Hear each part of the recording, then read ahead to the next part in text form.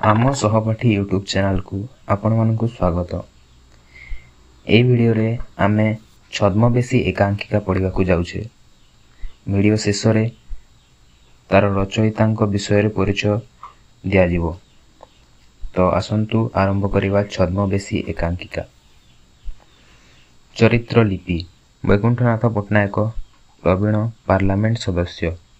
जयंत दास वैकुंठनाथଙ୍କ भग्निपति। भिन्न मतावलंबी युवनेता मणिशंकर मर्दराज। जनैक वकील प्रभावती वैकुंठनाथଙ୍କ सहधर्मिणी। मित्रा वैकुंठनाथଙ୍କ कनिष्ठा भगिनी जयंतर स्त्री। पार्लियामेंट सभ्य श्रीयुक्त वैकुंठनाथ पट्टनायकଙ୍କ कटक सहरस्थ बासभवन। समय सकाळ। श्रीयुक्त पट्टनायकଙ୍କ सुसज्जित बैठकखाना गोटे दामिका सोफा उपरे निश्चिंत भाव आउजी बसी खबर कागज पढ़ुला वैकुंठनाथଙ୍କର एकमात्र विवाहिता भगिनी मित्रा।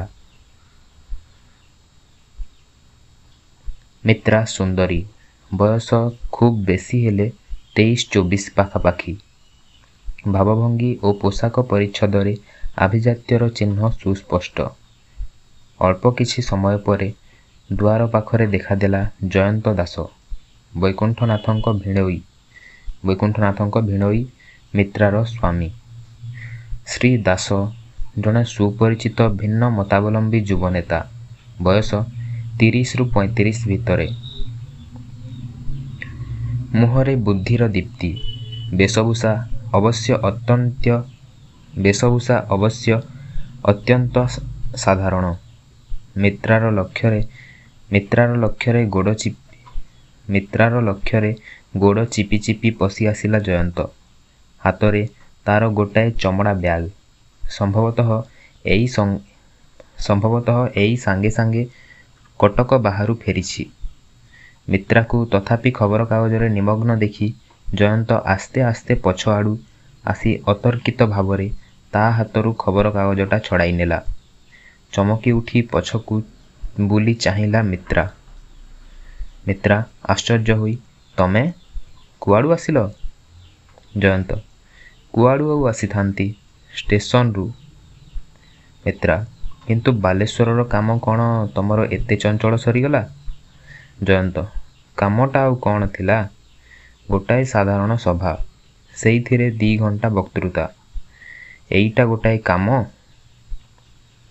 मित्रा केमिति हेला सभाटा, लोक होइथिले? जयंत प्रथमे अवश्य लोक खूब कम थिले।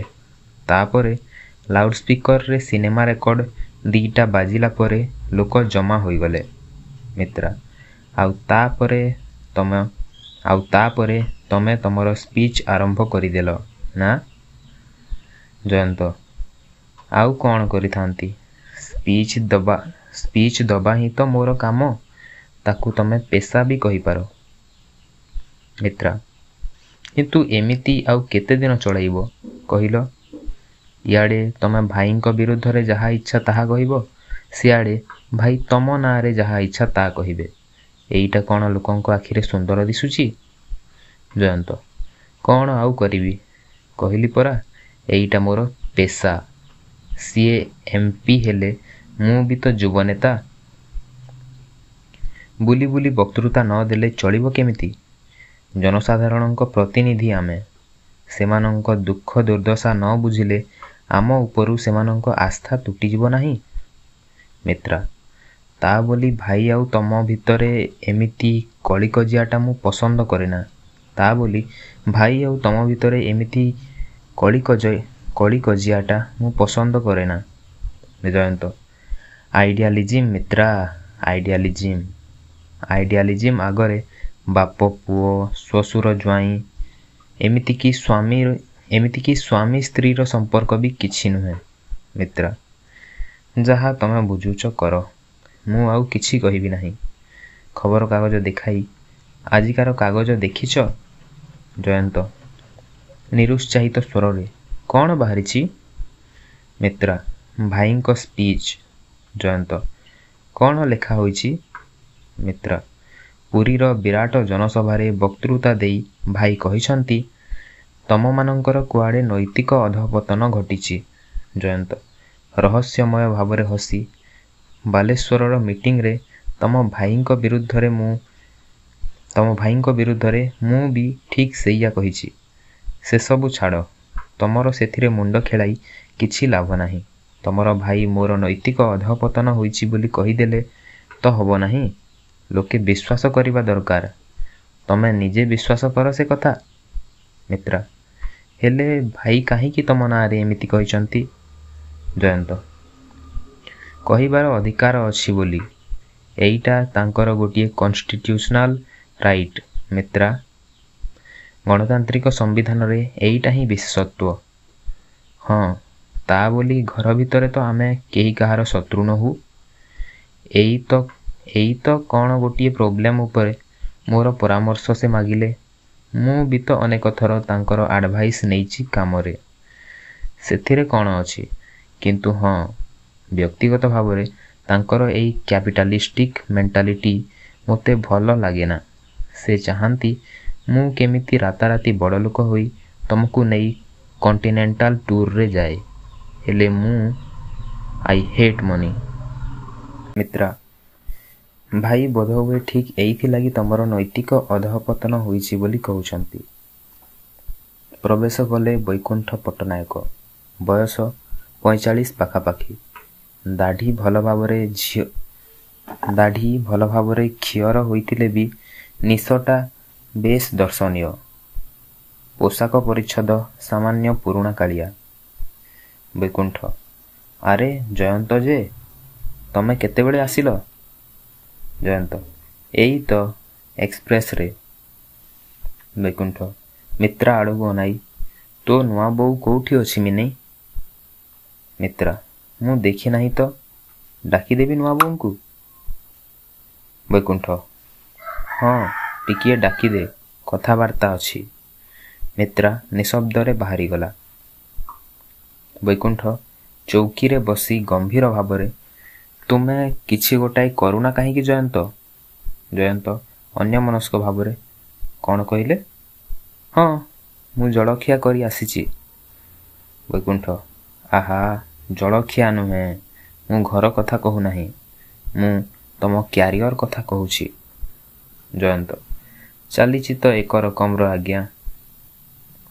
ବୈକୁଣ୍ଠ ପ୍ରଚ୍ଛନ୍ନ ବିରକ୍ତିରେ, କ'ଣ ଏଇସବୁ ବକ୍ତୃତା ଦେବା କାମ? ମୁଁ କହୁଛି କ'ଣ କି, ସେସବୁ ଛାଡ଼ି ତମେ ଗୋଟିଏ ଚାକିରି ବାକିରି ଧରୁନ। କହିଲେ ମୁଁ ପଛେ ମିଷ୍ଟର ପଣ୍ଡାଙ୍କ ପାଖକୁ ଖଣ୍ଡେ ଚିଠି ଲେଖିଦେବି। ତାଙ୍କ ସେଠି ଡାଇରେକ୍ଟର ପୋଷ୍ଟଟା ଏପର୍ଯ୍ୟନ୍ତ ଖାଲି ଅଛି। ଜୟନ୍ତ ମୁଁ ବର୍ତ୍ତମାନ ଗାଁ ଗଣ୍ଡା ବୁଲି ସଂଗଠନମୂଳକ କାମ କରୁଛି। ସେସବୁ ଡାଇରେକ୍ଟର ପୋଷ୍ଟ କାମ ମୋ ଦେଇ ହବ ନାହିଁ। ସେ ସବୁକୁ ମୁଁ ଘୃଣା କରେ। ବୈକୁଣ୍ଠ ବିଦ୍ରୂପ ସହ, ତେବେ ତମମାନଙ୍କର ନୈତିକ ଅଧଃପତନ ଘଟିଛି ବୋଲି ପୁରୀ ମିଟିଂରେ ମୁଁ ଯାହା କହିଥିଲି, କ'ଣ କିଛି ଭୁଲ କହିଛି? ଜୟନ୍ତ କୃତ୍ରିମ ଗାମ୍ଭୀର୍ଯ୍ୟ ସହ, ମୁଁ ଭାବୁଛି ୟା ଭିତରେ କେବେ ଥରେ ପୁରୀ ଯିବି। ପ୍ରବେଶ କଲେ ପ୍ରଭାବତୀ। ପାଠଶାଠ ବିଶେଷ କିଛି ପଢ଼ିନାହାନ୍ତି, ତେବେ ଆଭିଜାତ୍ୟର କିଛିଟା ଆଭାସ ଅଛି ତାଙ୍କର ବେଶଭୂଷା ଓ ଚାଲିଚଳନରେ। ପ୍ରଭା ଜୟନ୍ତକୁ, କେତେବେଳୁ ଗଣ୍ଡାଏ ଖାଇଥିବ, ଜଳଖିଆ କିଛି ଆଣେ? ଜୟନ୍ତ ନା ଥାଉ, ଆପଣ ବ୍ୟସ୍ତ ହେବେ ନାହିଁ, ମୁଁ ଷ୍ଟେସନରୁ ଏଇ ସାଙ୍ଗେ ଜଳଖିଆ ଖାଇ ଆସୁଛି। ପ୍ରଭା ଖାଇକରି ଆସିଛ? ତେବେ ଆଉ କିଛି ଖାଇବ ନାହିଁ? ବୈକୁଣ୍ଠଙ୍କୁ, ହଁ, କାହିଁକି ଡାକୁଥିଲ ମୋତେ? ବୈକୁଣ୍ଠ ଇତସ୍ତତଃ ହୋଇ, ହଁ, ଡାକୁଥିଲି ଯେ, କଥା କ'ଣ କି? ଜୟନ୍ତର ଉପସ୍ଥିତି ଲକ୍ଷ୍ୟ କରି, ଜୟନ୍ତ ତମେ ଟିକିଏ ରେଷ୍ଟ ନେବ ନାହିଁ ଭିତରକୁ ଯାଇ? ଜୟନ୍ତ ସନ୍ଦିଗ୍ଧ ଭାବରେ, ରେଷ୍ଟ? ଓ ହଁ। ମିତ୍ରା କୁଆଡ଼େ ଗଲା? ତା ପାଖରେ ମୋର କେତେଗୁଡ଼ାଏ ଦରକାରୀ କାଗଜପତ୍ର ଥିଲା, ଦେଖେଁ। ଭିତରକୁ ଯିବାର ଉପକ୍ରମ କଲା। ବୈକୁଣ୍ଠ ହଁ, ଜୟନ୍ତ ତମେ ଭିତରେ ଅଛ ତ? ଗୋଟାଏ ଦରକାରୀ ବିଷୟରେ ତମ ସାଙ୍ଗରେ ମୋର ପରାମର୍ଶ କରିବାର ଅଛି। ଜୟନ୍ତ ହଉ, ମୁଁ ଅଛି। ଭିତରକୁ ଚାଲିଗଲା। ବୈକୁଣ୍ଠ ଉଦ୍ବିଗ୍ନ ଭାବରେ ବସ ପ୍ରଭା, ତମ ସାଙ୍ଗରେ ଖୁବ୍ ଦରକାରୀ କଥାବାର୍ତ୍ତା ଅଛି। ପ୍ରଭା ବସି କୁହ। ବୈକୁଣ୍ଠ ପକେଟ ଭିତରୁ ଗୋଟାଏ ଲଫାପା ବାହାର କରି, ଆଜି ଖରାବେଳେ ଡାକରେ ଏ ଚିଠିଟା ଆସିଛି, ଶୁଣ, ମୁଁ ପଢ଼ି ଦଉଛି। ପଢ଼ିଲେ। ବ୍ରହ୍ମପୁର 29/9/1968। ପ୍ରିୟ ମହାଶୟ, ଆପଣ ଶୁଣି ସୁଖୀ ହେବେ ଯେ ସ୍ୱର୍ଗତ ଶ୍ରୀଯୁକ୍ତ ରବିଶଙ୍କର ମର୍ଦ୍ଦରାଜ ମହାଶୟ ତାଙ୍କର ଉଇଲରେ ଆପଣଙ୍କ ନାମରେ 2 ଲକ୍ଷ ଟଙ୍କା ଗଚ୍ଛିତ ରଖିଯାଇଛନ୍ତି। ପ୍ରଭା ପ୍ରଚଣ୍ଡ ବିସ୍ମୟରେ 2 ଲକ୍ଷ? ବୈକୁଣ୍ଠ ଆହୁରି ଅଛି, ଶୁଣ। ପଢ଼ିବାକୁ ଆରମ୍ଭ କରି, କିନ୍ତୁ ଏଥିପାଇଁ ସେ ସାମାନ୍ୟ ସର୍ତ୍ତ ରଖିଯାଇଛନ୍ତି। ସର୍ତ୍ତଟି ହେଉଛି, ଉଲ୍ଲିଖିତ ଟଙ୍କା ପାଇବାକୁ ହେଲେ ଆପଣଙ୍କୁ ଆପଣଙ୍କ ନାମ ଶେଷରେ ଗଜ ଗୋବର୍ଦ୍ଧନ ସିଂ ଉପାଧିଟି ଗ୍ରହଣ କରିବାକୁ ହେବ। ପ୍ରଭା ବୈକୁଣ୍ଠ ଇତି ବଶମ୍ବଦ ମଣିଶଙ୍କର ମର୍ଦ୍ଦରାଜ ଓକିଲ। ଚିଠିଟିକୁ ଲଫାପାରେ ପୂରାଇ ରଖିଦେଲେ। ପ୍ରଭା ହେଲେ ଏ ଉଇଲ୍ କଲାବାଲା ଲୋକଟା କିଏ? ବୈକୁଣ୍ଠ ମୁଁ କିଛି ଜାଣେ ନା ପ୍ରଭା। ଓକିଲ ଭଦ୍ରଲୋକଙ୍କୁ ମୁଁ ଟେଲିଗ୍ରାମ କରିଛି ଆସି ପହଞ୍ଚିବାକୁ। ଯେ କୌଣସି ମୁହୂର୍ତ୍ତରେ ସେ ଆସି ପହଞ୍ଚି ଯାଇ ପାରନ୍ତି। ପ୍ରଭା ପୁଲକିତ ହୋଇ ମନକୁ ମନ 2 ଲକ୍ଷ? ହେ ପ୍ରଭୁ, ଏତେ ଟଙ୍କା! ବୈକୁଣ୍ଠ ଶୁଷ୍କ ସ୍ୱରରେ ହଁ, ତା ସାଙ୍ଗରେ ଗଜ ଗୋବର୍ଦ୍ଧନ ସିଂ ବି। ମନକୁ ମନ ଉଚ୍ଚାରଣ କରି, ଶ୍ରୀଯୁକ୍ତ ବୈକୁଣ୍ଠନାଥ ଗଜ ଗୋବର୍ଦ୍ଧନ ସିଂ MP। କେମିତି ଶୁଭୁଛି ନାଁଟା? ପ୍ରଭା ନା ମ, ସେ କଥା କେବେ ହୋଇ ନଥିବ। ଟଙ୍କା ତ ନବ, ଆଉ ଏ ଗଜରାଜ ବର୍ଦ୍ଧନ ଗୋଟାଏ ପୁଣି କ'ଣ? ବୈକୁଣ୍ଠ ସଂଶୋଧନ କରି, ଗଜ ଗୋବର୍ଦ୍ଧନ ସିଂ ପ୍ରଭା, ଗଜ ଗୋବର୍ଦ୍ଧନ ସିଂ। ପ୍ରଭା ସେ ଯାହା ହେଉ, ତମେ ଆଚ୍ଛା କରି 2 ପଦ ଲେଖି ଦଉନା, ଏସବୁ ବର୍ଦ୍ଧନ ଫର୍ଦ୍ଧନ ହୋଇପାରିବ ନାହିଁ ବୋଲି। ବୈକୁଣ୍ଠ ତମେ ବୁଝିପାରୁନା ପ୍ରଭା, ଏସବୁ ଆଇନ କଥା। ପ୍ରଭା ହଁ, ମୁଁ ସବୁ ବୁଝିଛି।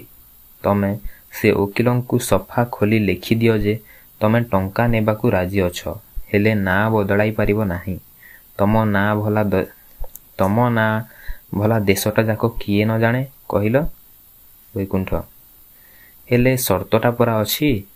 ଶ୍ରୀଯୁକ୍ତ ରବିଶଙ୍କର ମର୍ଦ୍ଦରାଜଙ୍କର 2 ଲକ୍ଷ ଟଙ୍କା ମୁଁ ସେତିକିବେଳେ ପାଇବି ଯେତେବେଳେ ନାଁଟା ବଦଳାଇବି, ତା ଆଗରୁ ନୁହେଁ। ପ୍ରଭା ଏମିତି କ'ଣ ହେଉଛି ଆଉ କୋଉଠି? ବୈକୁଣ୍ଠ ବହୁତ ଜାଗାରେ। ଲୋକେ ସମ୍ପତ୍ତି ବାଡ଼ି ପାଇଁ ନିଜର ନାଁ ବଦଳାଇବାର ବହୁତ ଦୃଷ୍ଟାନ୍ତ ଅଛି। ପ୍ରଭା ହେଲେ ସିଏ ତମ ନାଁରେ ଏତେଗୁଡ଼ିଏ ଟଙ୍କା, ମୁଁ ତ କିଛି ବୁଝିପାରୁନାହିଁ। ବୈକୁଣ୍ଠ ସର୍ବଜ୍ଞ ଭଳି ଗମ୍ଭୀର ସ୍ୱରରେ, ମୁଁ ସବୁ ବୁଝିପାରୁଛି। କଥାଟା ହେଉଛି, ଏଇ ଭଦ୍ରଲୋକ ବୋଧହୁଏ ଠିକ୍ ମୋରି ପରି ଜଣେ ନିଷ୍ଠାପର ଦେଶସେବୀ ଥିଲେ। ମରିବା ବେଳେ ଆଉ କୌଣସି ଉତ୍ତରାଧିକାରୀ ନ ପାଇ ଟଙ୍କାତକ ମୋତେ ହିଁ ଦେଇ ଯାଇଛନ୍ତି। ଆଉ ଏଇ ଗଜ ଗୋବର୍ଦ୍ଧନ ସିଂ ନାଁଟା, ସେଟା ନିଶ୍ଚୟ ତାଙ୍କର। ଆଉ ଏଇ ଗଜ ଗୋବର୍ଦ୍ଧନ ସିଂ ନାଁଟା, ସେଟା ନିଶ୍ଚୟ ତାଙ୍କର ବଂଶର କାହାରି ନାଁ ହୋଇଥିବ। ସେଟା ନିଶ୍ଚୟ ତାଙ୍କ ବଂଶର କାହାରି ନାଁ ହୋଇଥିବ। ଲୋକଙ୍କ ମଧ୍ୟରେ ନାଁଟାକୁ ଜିଆଇ ରଖିବା ପାଇଁ ବୋଧହୁଏ ଏମିତି ଗୋଟାଏ ଉଇଲ୍ କରିଦେଇ ଯାଇଛନ୍ତି। ତାଙ୍କର ଧାରଣା, ମୋତେ ଅନେକ ଲୋକ ଜାଣନ୍ତି ନା, ଗଜ ଗୋବର୍ଦ୍ଧନ ସିଂ ଟାଇଟଲଟା ମୁଁ ନେଲେ ନାଁଟାର ଗୋଟାଏ ବିରାଟ ପବ୍ଲିସିଟି ହେବ। ପ୍ରଭା ତେବେ କ'ଣ ତୁମେ ରାଜି ହେଉଛ ନାଁଟା ନେବାକୁ? ବୈକୁଣ୍ଠ କ'ଣ କରିବି କିଛି ଠିକ୍ କରିପାରୁନାହିଁ। ଇଆଡ଼େ ମୋର ବଂଶ ପରମ୍ପରା, ଖ୍ୟାତି ସିଆଡ଼େ ଜନସାଧାରଣଙ୍କ ପ୍ରତି କର୍ତ୍ତବ୍ୟ। ପ୍ରଭା ଉଚ୍ଛ୍ୱସିତ ଭାବରେ, ଟଙ୍କାଟା ମିଳିଲେ ଆମର ଭାରି ସୁବିଧା ହୁଅନ୍ତା। ନୂଆ ଘରଟା 4 ମହଲା କରି ଏଇ ବର୍ଷ ଭିତରେ ଆମେ ସେଠିକି ଉଠି ଯାଆନ୍ତେ। ବୈକୁଣ୍ଠ ମୁଁ ସବୁ ବୁଝୁଛି ପ୍ରଭା, ହେଲେ ଏଇ ଲୋକଗୁଡ଼ାଙ୍କ କଥା ତ ଜାଣିଛ, କ'ଣ ନାଇଁ କ'ଣ ଭାବିବେ। ଏତେ ଗୁଡ଼ାଏ ଟଙ୍କା କାହାରି ଦିହ ସହିବ ନାହିଁ। ପ୍ରଭା ବୈକୁଣ୍ଠଙ୍କ କଥାରେ କର୍ଣ୍ଣପାତ ନ କରି, ଆଉ ଗୋଟାଏ ନୂଆ ଗାଡ଼ି କିଣିବ ବୋଲି କହୁଥିଲ, ସେଟା ବି କିଣିପାରନ୍ତ। ବୈକୁଣ୍ଠ ହଁ, ସେ କଥାଟା ବି ଠିକ୍। ଧର ଟଙ୍କାଟାକୁ ମୁଁ ନେଲି, କିନ୍ତୁ ଏଇ ଗଜଗୋବର୍ଦ୍ଧନ ସିଂ ନାଁଟା, ସେଟାକୁ ନେଇ କ'ଣ କରିବି? ପ୍ରଭା ହଁ ମ, ଦିନା କେତେ ଗଲେ ନାଁଟା ବଳେ ପଇଟିଯିବ ନାହିଁ। ମୋ ବାହାଘର ଆଗରୁ ମୁଁ ତ ପୁଣି ପ୍ରଭାବତୀ ମହାନ୍ତି ଥିଲି, ଏଇନେ ହୋଇଛି ପଟ୍ଟନାୟକ। କ'ଣ ହୋଇଗଲା ସେଇଠୁ? କୋଉଠି ଭଲା ଦିନେ ମୋତେ ନାଁଟା ଦସ୍ତଖତ କରିବାକୁ ପଡ଼ିଛି? ବୈକୁଣ୍ଠ ଓହୋ, ତମମାନଙ୍କ କଥା ଅଲଗା। ଇଏ ତ ଜଣାଶୁଣା କଥା ଯେ ଦିନେ ନା ଦିନେ ବାହା ହେଲେ ନାଁଟା ବଦଳିବ। ହେଲେ ଏଇନେ ମୁଁ ନାଁଟା ବଦଳେଇ ଦେଲେ ଲୋକେ ମୋତେ ଚିହ୍ନି ପାରିବା ମୁସ୍କିଲ ହୋଇଯିବ। ପ୍ରଭା କହିବେ, ଏ ଗଜଗୋବର୍ଦ୍ଧନ ସିଂ ପୁଣି କିଏ? ପ୍ରଭା ହେଲେ ଏତେ ଗୁଡ଼ିଏ ଟଙ୍କା ଯେ ପାଇବ। ବୈକୁଣ୍ଠ ମୁଁ ତା ବି ବୁଝୁଛି ପ୍ରଭା। ମୁଁ ମାନୁଛି ଟଙ୍କାଟା ନେବା ମୋର କର୍ତ୍ତବ୍ୟ। ନେଲେ କିଏ କ'ଣ କରିବ? ଭଦ୍ରଲୋକ ଏମିତି ଗୋଟିଏ ସର୍ତ୍ତ ରଖିଦେଇ ମରିଛନ୍ତି ଯେ ଗଜଗୋବର୍ଦ୍ଧନ ସିଂ ନ ହେଲା ପର୍ଯ୍ୟନ୍ତ 2 ଲକ୍ଷ ଟଙ୍କା ମିଳିବାର କୌଣସି ସମ୍ଭାବନା ନାହିଁ। ଟିକିଏ ଚିନ୍ତା କରି, ଆଚ୍ଛା ପ୍ରଭା, ମୁଁ ଆମ ଜୟନ୍ତଙ୍କ ସାଙ୍ଗରେ ଟିକିଏ ପରାମର୍ଶ କରେ, ଦେଖାଯାଉ ସିଏ କ'ଣ କହୁଛି।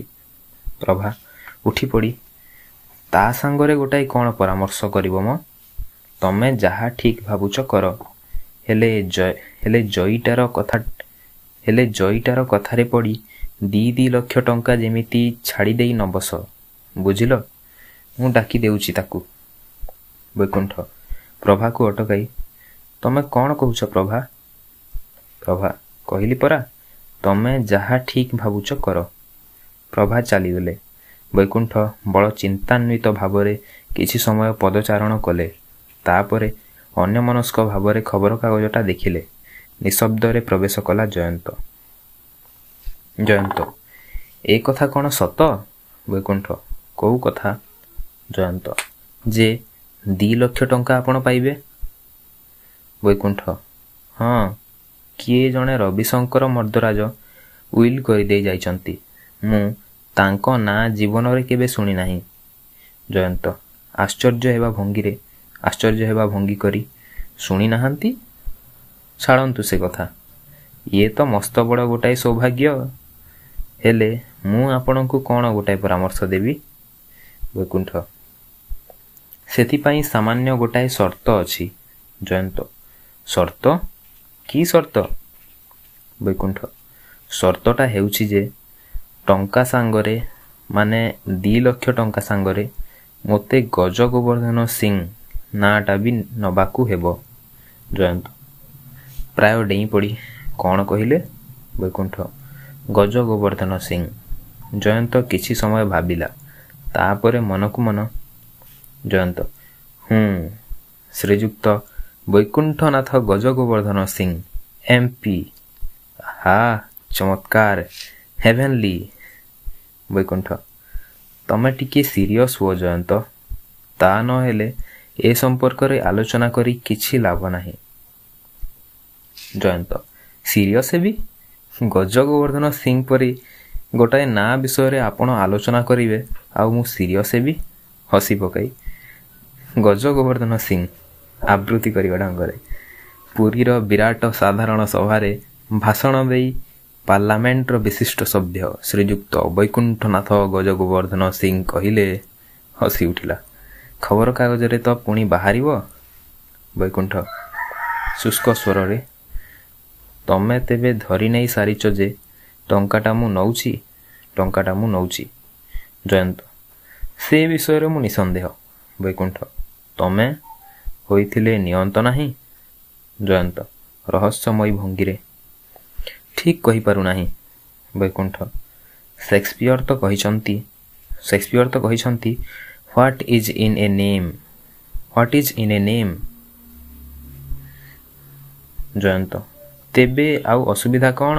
ସେକ୍ସପିୟର ଯେତେବେଳେ କହିଛନ୍ତି ଆପଣ ନିଅନ୍ତୁ ନାଁଟା। ବୈକୁଣ୍ଠ ଆଚ୍ଛା ନାଁଟାକୁ ତମେ ଏତେ ପସନ୍ଦ କରୁଛ କାହିଁକି? ଜାଣିଛ ଗଞ୍ଜାମର ଗୋଟିଏ ବିରାଟ ଜମିଦାର ବଂଶର ନାଁ ସେଇଟା। ଆମ ପିଲାବେଳେ ସେଇ ଗଜଗୋବର୍ଦ୍ଧନ ସିଂ ମାନେ ହିଁ ତ ସବୁଠୁ ବଡ଼ ଫ୍ୟାମିଲି ଥିଲେ ଓଡ଼ିଶାର। ସେମାନଙ୍କର ସ୍ମୃତିକୁ ବଞ୍ଚାଇ ରଖିବାକୁ ମୁଁ ଯଦି ଏଇ ନାଁଟା ନିଏ କ୍ଷତି କ'ଣ?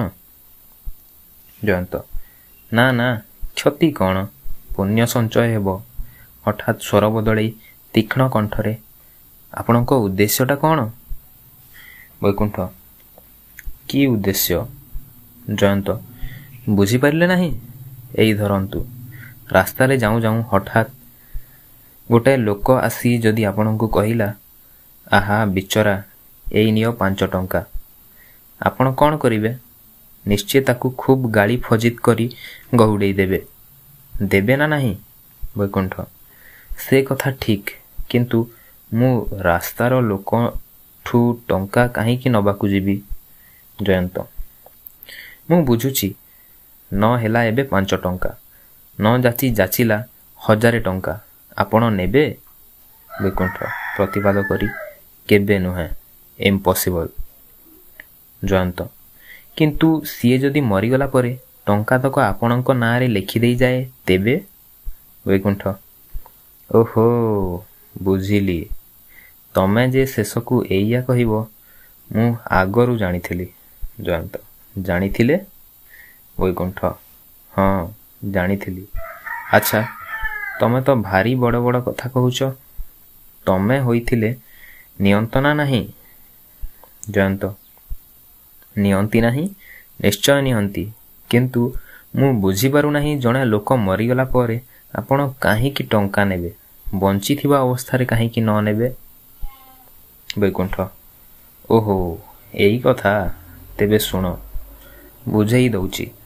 ଗୋଟାଏ ଲୋକ ବଞ୍ଚିଥିବା ଅବସ୍ଥାରେ ତା ପାଖରେ ଯେତେ ଟଙ୍କା ଥାଉ ପଛକେ ସେଟା ତାରି ଟଙ୍କା।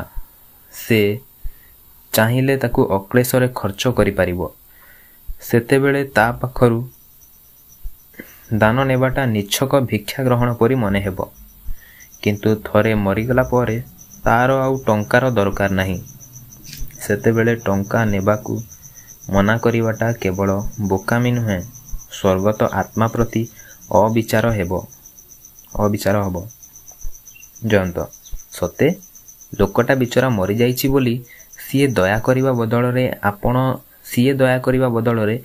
ଆପଣ ଦୟାକରି ଟଙ୍କାତକ ନେବେ ନୁହେଁ? ବୈକୁଣ୍ଠ କଥାଟାକୁ ଭାରି ଗଣ୍ଡଗୋଳିଆ କରିଦେଉଛ ଜୟନ୍ତ। ଆଚ୍ଛା ସେ କଥା ଛାଡ଼ନ୍ତୁ। ଧରନ୍ତୁ ରାସ୍ତାରେ ହଠାତ୍ ଗୋଟାଏ ପୂରାପୂରି ଅଜଣା ଅଶୁଣା ଲୋକ ଆପଣଙ୍କୁ ଦେଖି ଆପଣଙ୍କ ଚେହେରାଟା ପସନ୍ଦ କଲା ନାହିଁ। 10ଟା ଟଙ୍କା ଧରେଇ ଦେଇ ଆପଣଙ୍କୁ କହିଲା ନିଶଟା ମୂଳରୁ ଉଡ଼େଇ ଦେଇ ମୁଣ୍ଡବାଳ ଛୋଟ ଛୋଟ କରି କାଟି ଗୋଟାଏ ଚୁଟି ରଖିବାକୁ ଆପଣ ରାଜି ହେବେ? ବୈକୁଣ୍ଠ ଉତ୍ତ୍ୟକ୍ତ ହୋଇ ଜୟନ୍ତ ଜଗି ରଖି କଥାବାର୍ତ୍ତା କର, ମୁଁ ତମର ଜୟନ୍ତ ନ ହେଲା ଏବେ 10 ଟଙ୍କା ନ ଯାଚିଲା 100 ଟଙ୍କା, 1,00,000 ଟଙ୍କା, 2,00,000 ଟଙ୍କା, କ'ଣ ଯାଏ ଆସେ ସେଥିରେ? ଅସଲ କଥା ହେଉଛି ଦର, ଯାହାର ଯେମିତି ଦର। 4 ମହଲା କୋଠା କରିବେ, 2ଟା ମଟର କିଣିବେ, ଡଜନେ ଚାକର ପୂଜାରୀ ରଖିବେ। ହେଲା ଏବେ ନାଁଟା ଗଜଗୋବର୍ଦ୍ଧନ ସିଂ। ମୃତ ଆତ୍ମା ପ୍ରତି ସମ୍ମାନ ଦେଖେଇବାଟା ତ ହେଲା। ବୈକୁଣ୍ଠ ନା, ଆଉ ବେଶୀ କଥାବାର୍ତ୍ତା କରି କିଛି ଲାଭ ନାହିଁ। ଉଠି ଠିଆ ହେଲେ। ଗଜଗୋବର୍ଦ୍ଧନ ସିଂ ନାଁଟା ତମକୁ ଭଲ ନ ଲାଗିପାରେ ଜୟନ୍ତ, ହେଲେ ଏତେ ବଡ଼ ମୋଟା ଟଙ୍କା ଜାଣିଶୁଣି ଏଇ ସାମାନ୍ୟ କାରଣରୁ ହାତ ଛଡ଼ା କରିବାଟା ଠିକ୍ ହେବ ନାହିଁ। ଜୟନ୍ତ, ଆପଣଙ୍କର ସବୁବେଳେ ଖାଲି ସେଇ ଟଙ୍କା ଟଙ୍କା ଟଙ୍କା ଟଙ୍କା ଛଡ଼ା ଦୁନିଆରେ ଯେମିତି ଆଉ କିଛି ନାହିଁ। ଏଇଥିଲାଗି ତ ମୁଁ ଟଙ୍କାକୁ ଘୃଣା କରେ। ବୈକୁଣ୍ଠ, ଆହା, ତମେ ମିଛଟାରେ ଏତେ ବ୍ୟସ୍ତ ହେଉଛ ଜୟନ୍ତ। ତମେ ପିଲା ଲୋକ। ସାମାନ୍ୟ ଗୋଟାଏ ନାଁ ବଦଳରେ 2 ଲକ୍ଷ ଟଙ୍କା ଛାଡ଼ିଦେବା ତମ ଆଗରେ ପିଲା ଖେଳ ହୋଇପାରେ, ମୋ ଆଗରେ ନୁହେଁ। ମୁଁ ତମଠୁ ବହୁତ ବେଶୀ ପ୍ରାକ୍ଟିକାଲ। ତମେ କ'ଣ ଭାବୁଛ ନାଁଟା ବଦଳେଇ ଦେଲେ ମୋର ରେପୁଟେସନ୍ ଉପରେ ଆଞ୍ଚ ଆସିବ? ଜୟନ୍ତ ବିଦ୍ରୂପ କରି, ନା, ତା ଆଉ କୁଆଡ଼େ ଆସିବ। ଆମ ପରି ନୈତିକ ଅଧଃପତନ ଯେଉଁମାନଙ୍କର ଘଟିଛି ସେମାନେ ଆପଣଙ୍କୁ ଖୁବ୍ ପ୍ରଶଂସା କରିବେ। କର୍କଶ ସ୍ୱରରେ, ପତ୍ରପତ୍ରିକାରେ କାର୍ଟୁନ ବାହାରିବ। ଏଇପରି ଅସ୍ୱସ୍ତିକର ମୁହୂର୍ତ୍ତରେ ପୁଣି ପ୍ରବେଶ କଲେ ପ୍ରଭାବତୀ। ପ୍ରଭା ବୈକୁଣ୍ଠଙ୍କୁ ଜୟୀ ଶୁଣିଛି ସବୁ। ଜୟନ୍ତ, ଏମିତିକା ସୁଯୋଗ ଛାଡ଼ିବା ଉଚିତ ନୁହେଁ। ପ୍ରଭା, ଯାହା ହେଉ ମୋ ମନରୁ ମସ୍ତ ବଡ଼ ଗୋଟାଏ ବୋଝ ଖସିଗଲା। ବୈକୁଣ୍ଠ ଘଡ଼ି ଦେଖି, ଓକିଲ ଭଦ୍ରଲୋକ ଆସିବାର ସମୟ ହୋଇଗଲା। ଦେଖାଯାଉ, ଧରାଧରି କରି ଏ ସମ୍ପର୍କରେ କିଛି ଗୋଟାଏ ଯଦି। ପ୍ରବେଶ କରିଛି ମିତ୍ରା। ଆଚ୍ଛା, ତମମାନଙ୍କର ସବୁ କ'ଣ ହୋଇଛି? ମିତ୍ରା କହିଲା, ଆଚ୍ଛା, ତମମାନଙ୍କର ସବୁ କ'ଣ ହେଇଛି କହିଲ? ଚୁପଚାପ ବସି କ'ଣ କଥାବାର୍ତ୍ତା ଏତେ ଚାଲିଛି? ପ୍ରଭା ବୈକୁଣ୍ଠଙ୍କୁ, ମିନି କ'ଣ କିଛି ଶୁଣି ନାହିଁ? ବୈକୁଣ୍ଠ, ମୁଁ କହି ନାହିଁ ତ। ପ୍ରଭା, ଭାଇ କିଛି ଟଙ୍କା ପାଇବେଲ ମିନି? ଜୟନ୍ତ, ହଁ, ଖାଲି ନାଁଟା ଥରେ ବଦଳିଗଲେ। ମିତ୍ରା ହାତ ତାଳି ମାରି ଉଚ୍ଛ୍ୱସିତ ଭାବରେ, ହାଉ ଥ୍ରିଲିଂ! ନାଁଟା କ'ଣ ନୂଆ ବୋଉ? ପ୍ରଭା ବୈକୁଣ୍ଠଙ୍କୁ, କ'ଣ କହୁଥିଲ ନାଁଟା? ପୋଡ଼ା ନାଁଟା କ'ଣ ମନେ ରଖି ହେଉଛି? ବୈକୁଣ୍ଠ ସ୍ୱର ଯଥାସମ୍ଭବ ସଂଯତ କରି, ଗଜ ଗୋବର୍ଦ୍ଧନ ସିଂ। ମିତ୍ରା ବୁଝି ନ ପାରି, କହୁନା କାହିଁକି ମୋ ଭାଇ? ବୈକୁଣ୍ଠ ଗମ୍ଭୀର ସ୍ୱରରେ, କହିଲି ତ, ଗଜ ଗୋବର୍ଦ୍ଧନ ସିଂ। ମିତ୍ରା, ଏଇଟା ଗୋଟାଏ ନାଁ? ନାଇଁ ମ, କହୁନା ନାଁଟା କ'ଣ? ବୈକୁଣ୍ଠ ଈଷତ୍ ଉତ୍ତ୍ୟକ୍ତ ହୋଇ, ଗଜ ଗୋବର୍ଦ୍ଧନ ସିଂ। ମିତ୍ରା ଗଜ, ତା ପାଖରେ ପୁଣି ଗୋ, ପୁଣି ବର୍ଦ୍ଧନ, ଫେର୍ ସିଂ। ବାପ୍ରେ ବାପ୍, କି ସାଂଘାତିକ ନାଁ ରେ ବାବା। ଶୁଣିଲା ମାତ୍ରେ ହସ ଲାଗୁଛି। ହସି ପକାଇଲା। ବୈକୁଣ୍ଠ କଠୋର ସ୍ୱରରେ, ହସିଲେ ଚଳିବ ନାହିଁ ମିନି। ବହୁତ ବଡ଼ ଜମିଦାର ବଂଶର ନାଁ ସେଇଟା। ଚାକର ନେପଥ୍ୟରୁ, ମଣିଶଙ୍କର ବାବୁ ବୋଲି ଜଣେ କିଏ ଆସିଛନ୍ତି ଆଜ୍ଞା। ପର ମୁହୂର୍ତ୍ତରେ ପ୍ରବେଶ କଲେ ମଣିଶଙ୍କର ମର୍ଦ୍ଦରାଜ। ଅଦ୍ଭୁତ ତାଙ୍କର ବେଶଭୂଷା। କଳା ରଙ୍ଗର ଢୋଲା କୋଟ୍ ପ୍ୟାଣ୍ଟ, ଟାଇଟ୍ ଜାମା, ଢୋଲାଟା ଢିଲା ହେଇଥିବା ବୋଧେ, ତ କଳା ରଙ୍ଗର ଢୋଲା କୋଟ୍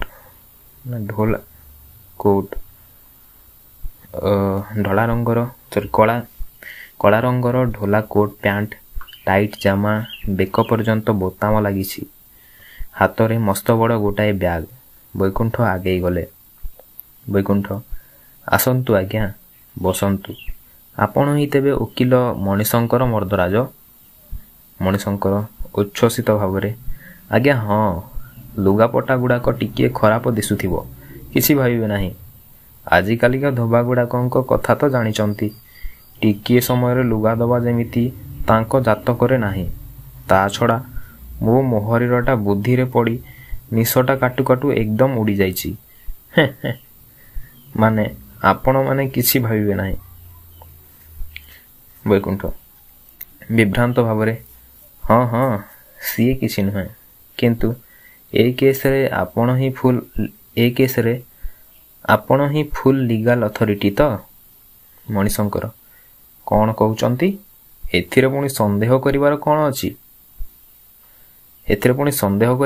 ଅଛି? ବୈକୁଣ୍ଠ ପରିଚୟ କରାଇଦେଲେ। ମୋର ସ୍ତ୍ରୀ, ମୋର ଭଉଣୀ ଆଉ ଇଏ ଜୟନ୍ତ ଦାସ।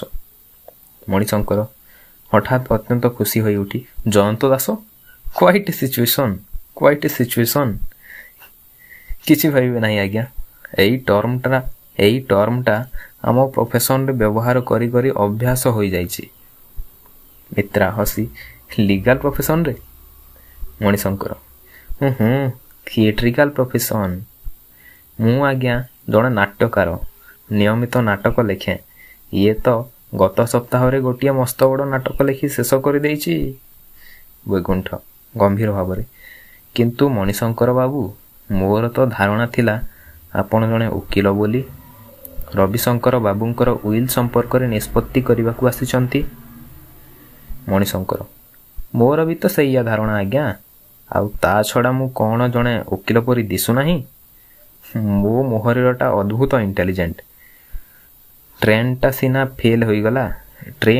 ଫେଲ୍ ହେଲା, ସିଏ ଯଦି ଆସିଥାନ୍ତା ଆପଣଙ୍କୁ ସବୁ ବୁଝେଇ ଦେଇଥାନ୍ତା।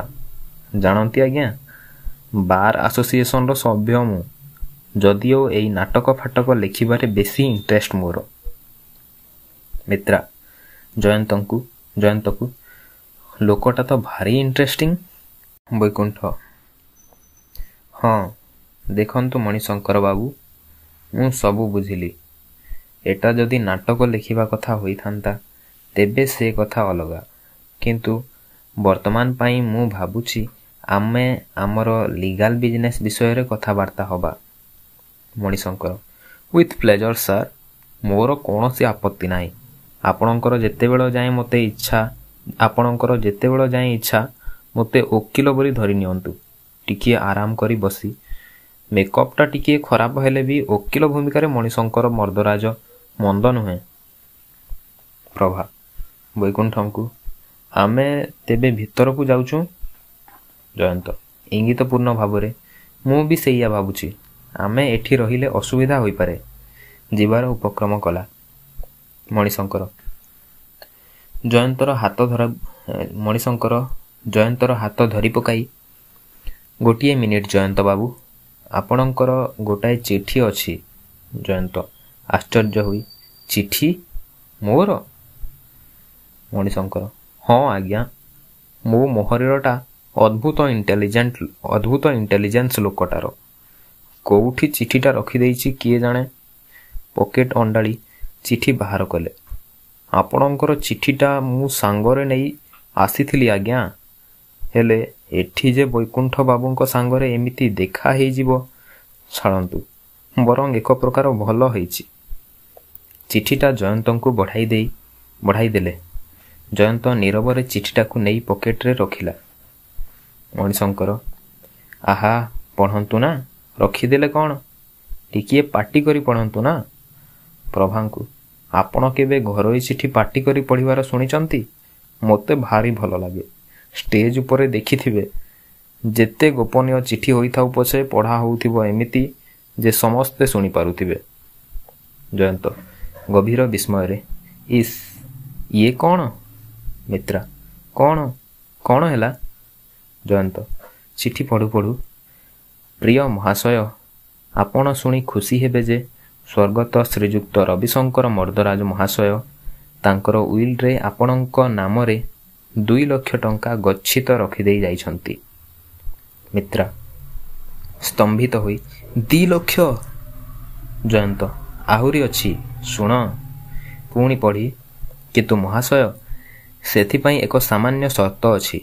ସର୍ତ୍ତଟି ହେଉଛି, ଉଲ୍ଲିଖିତ ଟଙ୍କା ପାଇବାକୁ ହେଲେ ଆପଣଙ୍କୁ ଆପଣଙ୍କ ନାମ ଶେଷରେ ଗଜ ଗୋବର୍ଦ୍ଧନ ସିଂ ଉପାଧିଟି ଗ୍ରହଣ କରିବାକୁ ପଡ଼ିବ।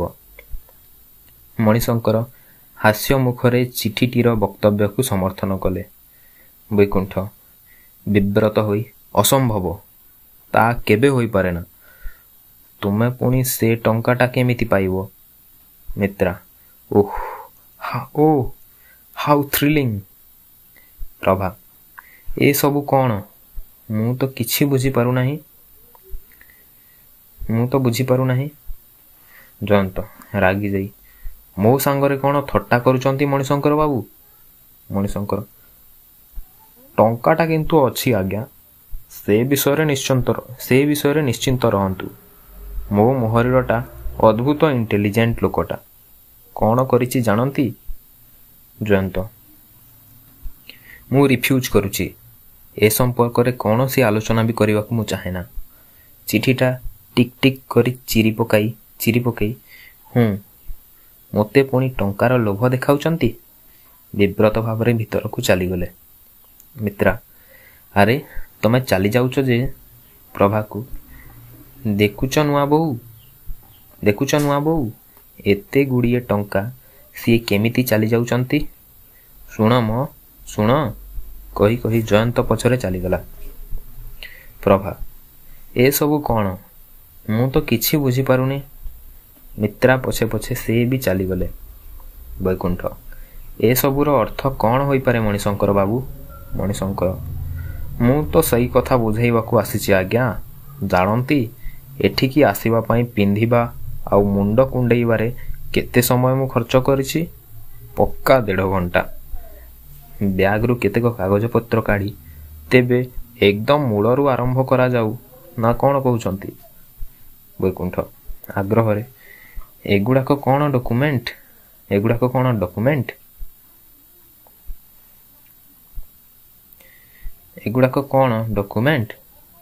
ମଣିଶଙ୍କର: ହଁ, କହିପାରନ୍ତି ଡକୁମେଣ୍ଟ, ଯଦିଓ ମ୍ୟାନୁସ୍କ୍ରିପ୍ଟ କହିଲେ ଆହୁରି ଆପ୍ରୋପ୍ରିଏଟ୍ ହେବ।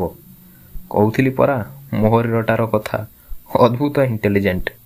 କ'ଣ ଦେଇଛି ଜାଣନ୍ତି? କାଗଜପତ୍ର କାଢ଼ି Utkal furniture company versus Jagannath Ram and co. Baikuntha ବିଭ୍ରାନ୍ତ ଭାବରେ: versus Jagannath Ram and co? କିନ୍ତୁ ଆଚ୍ଛା, ଦେଖନ୍ତୁ ମଣିଶଙ୍କର ବାବୁ, ଆପଣ ନିଶ୍ଚୟ ଜାଣିଥିବେ ଦେଶର ଚାରିଆଡ଼େ ମୋର ପ୍ରତିପତ୍ତି ଅଛି। ପ୍ରାୟ ସମସ୍ତେ ମୋତେ ଚିହ୍ନନ୍ତି, ମୋ ନାଁ ଜାଣନ୍ତି। ଅବଶ୍ୟ ଶ୍ରୀଯୁକ୍ତ ରବିଶଙ୍କର ବାବୁଙ୍କ ଟଙ୍କାର ଉତ୍ତରାଧିକାରୀ ହୋଇପାରିଥିବାରୁ ମୁଁ ଗର୍ବ ଅନୁଭବ କରୁଛି ଖୁବ୍ ବିନିମୟରେ। ହେଲେ ଏ ସମୟରେ ଅରିଜିନାଲ ନାଁଟା ଛାଡ଼ି ମୋ ପକ୍ଷରେ ଗଜଗୋବର୍ଦ୍ଧନ ସିଂ ହବାଟା ମଣିଶଙ୍କର ଭାରି ଅକ୍ୱାର୍ଡ ହବ। ମୁଁ ବୁଝୁଛି ଆଜ୍ଞା। ବୈକୁଣ୍ଠ ଉତ୍ସାହିତ ବୋଧ କରି: ଆପଣଙ୍କୁ ଏଠିକି ମୋର ଡକେଇ ପଠେଇବାର ଉଦ୍ଦେଶ୍ୟ ହେଲା, ମୁଁ ଜାଣିବାକୁ ଚାହେଁ ଯେ ଟଙ୍କାଟା ସାଙ୍ଗରେ ନାଁଟା ନ ନେଲେ କ'ଣ ଚଳିବ ନାହିଁ? ମଣିଶଙ୍କର ଟିକିଏ ଭାବି: ଚଳିବ ଆଜ୍ଞା। ଆପଣ ଯଦି ଚାହାନ୍ତି ଟଙ୍କାଟା ନ ନେଇ ନାଁଟା ନେଇପାରନ୍ତି। ବୈକୁଣ୍ଠ ନିରାଶ ହୋଇ: ପୁଣି କଥା ବଦଳାଇ: ଅବଶ୍ୟ ଗଞ୍ଜାମରେ ସେଇ ବିରାଟ ଜମିଦାର ବଂଶର ନାଁଟାକୁ ମୁଁ ଅପସନ୍ଦ କରୁନାହିଁ। ମଣିଶଙ୍କର ବିସ୍ମୟରେ: ବିରାଟ ଜମିଦାର ବଂଶ? ଆପଣ ତେବେ ଧରି ନେଇଛନ୍ତି ଗଜଗୋବର୍ଦ୍ଧନ ସିଂ ପରି ଗୋଟିଏ ନାଁ ପ୍ରକୃତରେ ଆଗରୁ ଥିଲା? ନା ବୈକୁଣ୍ଠ ବାବୁ, ଭୁଲ ଧାରଣା ସେଟା। ପ୍ରଥମ ଥର ପାଇଁ ଆପଣ ଆଉ ଜୟନ୍ତ ବାବୁ ହିଁ ଏଇ ନାଁଟା ନେବେ। ଆପଣମାନେ ହିଁ ହେବେ ଗଜଗୋବର୍ଦ୍ଧନ ସିଂ ନାମର ପ୍ରତିଷ୍ଠାତା। ବୈକୁଣ୍ଠ: ତେବେ କ'ଣ ଏଟା ସତକୁ ସତ ଗୋଟାଏ ନାଁ ନୁହେଁ? ମଣିଶଙ୍କର: ନେମ୍ ଇଜ୍ ନେମ୍, ସେଥିରେ ପୁଣି ସତ ଆଉ ମିଛ କ'ଣ? ଏ ନାଁଟି ମୋରି ମନଗଢ଼ା। ବୈକୁଣ୍ଠ ରାଗିଯାଇ: ମନଗଢ଼ା? କୋଉ ସାହସରେ ଆପଣ ମୋତେ ଗୋଟାଏ ମନଗଢ଼ା ନାଁ ନେବାକୁ କହୁଛନ୍ତି? ମଣିଶଙ୍କର ବିନୀତ ଭାବରେ: ସବୁ ନାଁ ତ ଆଜ୍ଞା ମନଗଢ଼ା। ମଣିଷ ଜନ୍ମ ହେବା ଆଗରୁ ତ ଆଉ ନାଁ ନଥିଲା, ସେଇ ନିଜେ ଭାବି ଠିକ୍ କରିଛି। ବୈକୁଣ୍ଠ: ମୁଁ ଆପଣଙ୍କୁ ସତର୍କ କରାଇ ଦେଉଛି, ଏତେ ବଡ଼ ସିରିୟସ୍ କଥାବାର୍ତ୍ତା ବେଳେ ଯଦି ଏମିତି କରନ୍ତି ତେବେ। ମଣିଶଙ୍କର ବୈକୁଣ୍ଠଙ୍କ କଥା କର୍ଣ୍ଣପାତ ନ କରି: ହଁ, କହୁଥିଲି ପରା, ମୋର କକେଇ କିନ୍ତୁ ଭାରି ମଜା ଲୋକ ଥିଲେ ଆଜ୍ଞା, ଭାରି ହ୍ୟୁମରସ୍। ଆଉ ଆପଣଙ୍କୁ କ'ଣ ଲୁଚେଇବି ଆଜ୍ଞା? ବୈକୁଣ୍ଠଙ୍କ ପାଖକୁ ଲାଗି ଆସି ଖୁବ୍ ଗୋପନୀୟ ଭାବରେ: ଏ ଉଇଲଟା କରିଦେଇ ଯାଇଛନ୍ତି କେବଳ ହ୍ୟୁମର କ୍ରିଏଟ୍ କରିବା ପାଇଁ। ବୈକୁଣ୍ଠ ତିକ୍ତ ସ୍ୱରରେ: ତେବେ ମୁଁ କହିବାକୁ ବାଧ୍ୟ ହେଉଛି ଯେ ଆପଣଙ୍କ କକେଇ ମରିଯାଇ ଭଲ ହେଇଛି, ଖୁବ୍ ଭଲ ହେଇଛି। ମଣିଶଙ୍କର ବାବୁ, ଆପଣ ନିଜେ ଓକିଲ ନୁହନ୍ତି କିମ୍ବା ଆପଣଙ୍କର କୌଣସି କକେଇ କେବେ ନଥିଲା। ଆପଣ କେବଳ ଗୋଟିଏ ମଜା ଦେଖିବାକୁ ଆସିଛନ୍ତି। ୟାରି ଉପରେ ବୋଧହୁଏ ଗୋଟାଏ ଫାର୍ସ ଲେଖିବାର ମତଲବରେ ଆପଣ ଅଛନ୍ତି। ମୁଁ ବାର୍ ଆସୋସିଏସନରେ ଆପଣଙ୍କ ନାଁରେ ରିପୋର୍ଟ କରିବି। ମଣିଶଙ୍କର ଟିକିଏ ଚିନ୍ତା କରି, ତେବେ କ'ଣ ଆଜ୍ଞା ଆପଣ ଏ ଲିଗାସିରେ ରାଜି ନୁହନ୍ତି? ବୈକୁଣ୍ଠ ବିଭ୍ରାନ୍ତ ବୋଧ କରି, କ'ଣ କହିଲେ? ମଣିଶଙ୍କର 2 ଲକ୍ଷ ଟଙ୍କା ନେବାକୁ ଆପଣ କ'ଣ ତେବେ ରାଜି ନୁହନ୍ତି? ବୈକୁଣ୍ଠ ଆଗ୍ରହରେ, ଟଙ୍କା? ମାନେ ଟଙ୍କାଟା ଯଦି ସତକୁ ସତ ଥାଏ ତେବେ ମୁଁ ନେବାକୁ ରାଜି ଅଛି। ମଣିଶଙ୍କର ସତକୁ ସତ ଥାଏ ମାନେ? ଅଛି ଆଜ୍ଞା। ଆଉ ତା ସାଙ୍ଗକୁ ନାଁଟା ବି। ବୈକୁଣ୍ଠ ହତୋତ୍ସାହ ବୋଧ କରି, ନାଁଟା ବି? ଚିନ୍ତା କରି, ଆଜ୍ଞା ମୁଁ ରାଜି ଅଛି। ମୃତ ଆତ୍ମା ପ୍ରତି କର୍ତ୍ତବ୍ୟ ଦୃଷ୍ଟିରୁ ମାନେ ମୁଁ ଟଙ୍କାଟା ନେଇପାରେ। କିନ୍ତୁ ଦେଖନ୍ତୁ, ଆଜି ମୋର ମୁଣ୍ଡଟା ଠିକ୍ ନାହିଁ। ଆପଣ ବରଂ କାଲି ଆସନ୍ତୁ। ନମସ୍କାର। ସ୍ଖଳିତ ପଦକ୍ଷେପରେ ବୈକୁଣ୍ଠବାବୁ ଭିତରକୁ ଚାଲିଗଲେ। ସେହି ସଙ୍ଗେ ସଙ୍ଗେ ମଣିଶଙ୍କର କଲମ ବାହାର କରି କାଗଜ ଉପରେ ଲେଖିଲେ। ମଣିଶଙ୍କର ବୈକୁଣ୍ଠବାବୁ ଗିଲାସେ ପାଣି ପିଇଲେ। ବୈକୁଣ୍ଠଙ୍କ ଯିବା ଆଡ଼କୁ ଚାହିଁ, ନମସ୍କାର ଶ୍ରୀ ଗଜଗୋବର୍ଦ୍ଧନ ସିଂ, ଆପଣଙ୍କ ନାଁଟାକୁ ଭଗବାନ ଅମର କରି ରଖନ୍ତୁ। ମଣିଶଙ୍କର ବାବୁ ଉଠି ଦୁଆର ବାଟେ ଚାଲିଗଲେ, କିନ୍ତୁ ସେ ଆଣିଥିବା କାଗଜଗୁଡ଼ିକୁ ଛାଡ଼ି ଦେଇ ଚାଲିଗଲେ। ମଣିଶଙ୍କର ଚାଲିଯିବାର କେତେ ମୁହୂର୍ତ୍ତ ପରେ ଅତି ସନ୍ତର୍ପଣରେ ପୁଣି ଭିତରକୁ ପଶି ଆସିଲେ ବୈକୁଣ୍ଠବାବୁ। ମଣିଶଙ୍କର ବାବୁ ଚାଲିଯାଇଥିବାର ଦେଖି ଚିନ୍ତିତ ଭାବରେ କିଛି ସମୟ ପଦଚାରଣ କଲେ। ତାପରେ ମଣିଶଙ୍କର ଛାଡ଼ି ଦେଇ ଯାଇଥିବା କାଗଜ ଉପରେ ତାଙ୍କର ନଜର ପଡ଼ିଲା। ବୈକୁଣ୍ଠ କାଗଜର ଗୋଟିଏ ଅଂଶ ପଢ଼ି ବିରକ୍ତିରେ, Utkal furniture company versus Jagannath Ram and co, nonsense. କାଗଜଟିକୁ ଚିରି ପକାଇଲେ। ଏହି ସମୟରେ ପ୍ରବେଶ କଲେ ଜୟନ୍ତ ଓ ମିତ୍ରା ଅନୁନୟ କରିବା ଭଙ୍ଗୀରେ, ଭାଇ, ଇଏ କହୁଛନ୍ତି ଟଙ୍କା ନେବେ ନାହିଁ, ହେଲେ ମୁଁ କହୁଛି ତାଙ୍କର ନିଶ୍ଚୟ ନେବା ଉଚିତ। ଏତେ ଗୁଡ଼ାଏ ଟଙ୍କା, ତୁମେ କ'ଣ କହୁଛ ଭାଇ? ବୈକୁଣ୍ଠ ଅର୍ଥପୂର୍ଣ୍ଣ ସ୍ୱରରେ, ହଁ, ଜୟନ୍ତର ଯଦି କୌଣସି ଆପତ୍ତି ମାନେ ଅସୁବିଧା ନ ଥାଏ। ମିତ୍ରା ତାଙ୍କର ପୁଣି ଅସୁବିଧା କ'ଣ ମ? ବୈକୁଣ୍ଠ କହିଲେ, ନା, ଅସୁବିଧା ସେମିତି ବିଶେଷ କିଛି ନୁହେଁ। ଖାଲି ମାନେ ଗଜଗୋବର୍ଦ୍ଧନ ସିଂଟା। ବୈକୁଣ୍ଠ କହିଲେ ଯେ, ନା, ଅସୁବିଧା ସେମିତି ବିଶେଷ କିଛି ନୁହେଁ। ଖାଲି ମାନେ ଗଜଗୋବର୍ଦ୍ଧନ ସିଂଟା। ମିତ୍ରା କ'ଣ ହେଇଗଲା ସେଇଠୁ? ତମେ ତ ନେବାକୁ ରାଜି ହଉଛ, ସେ କାହିଁକି ନ ନେବେ? ବୈକୁଣ୍ଠ ହଁ, ତା ବି ଠିକ୍। ଜୟନ୍ତ ତମକୁ ମୁଁ ଆଉ ପାରିବି ନାହିଁ। ଶେଷକୁ ଦେଖୁଛି ତମ ବୁଦ୍ଧିରେ ପଡ଼ି ମୋତେ ବାଧ୍ୟ ହୋଇ ଟଙ୍କାଟା ନେବାକୁ ପଡ଼ିବ। ବୈକୁଣ୍ଠ ଉଠି ଆସି ଜୟନ୍ତର ପିଠି ଥାପୁଡ଼େଇ, ମୁଁ ତମକୁ କହୁଥିଲି ନା, ତମେ ପିଲା ଲୋକ ବୋଲି। ଏଥର ବୁଝିଲ ତ? ସଂସାରରେ ଘର କରିବାକୁ ହେଲେ ଏସବୁ ପୌରାଣିକ ଆଦର୍ଶ ଫାଦର୍ଶ ଚଳିବ ନାହିଁ। ପ୍ରାକ୍ଟିକାଲ ହେବାକୁ ପଡ଼ିବ, ଠିକ୍ ମୋରି ପରି। କଥା ବଦଳେଇ, ବେଶ୍, ତେବେ ବର୍ତ୍ତମାନ ଯାଇ ମଣିଶଙ୍କର ମର୍ଦ୍ଦରାଜ ପାଖକୁ ଏକଥା ଜଣାଇ ଗୋଟାଏ ଟେଲିଗ୍ରାମ କରିଦିଅ। ମୁଁ ପ୍ରଭାକୁ ଶୁଣେଇ ଦେଇ ଆସେ ଏ ଖବରଟା। ଭିତରକୁ ଚାଲିଗଲେ। ଜୟନ୍ତ ଦୀର୍ଘଶ୍ୱାସ ନେଇ ମନକୁ ମନ, କ'ଣ ଯେ ମୁଁ କରିବି? ପର ମୁହୂର୍ତ୍ତରେ ପ୍ରବେଶ କଲେ ମଣିଶଙ୍କର ବଡ଼ ବ୍ୟସ୍ତ ଭାବରେ। ଆରେ ଆପଣ ପୁଣି?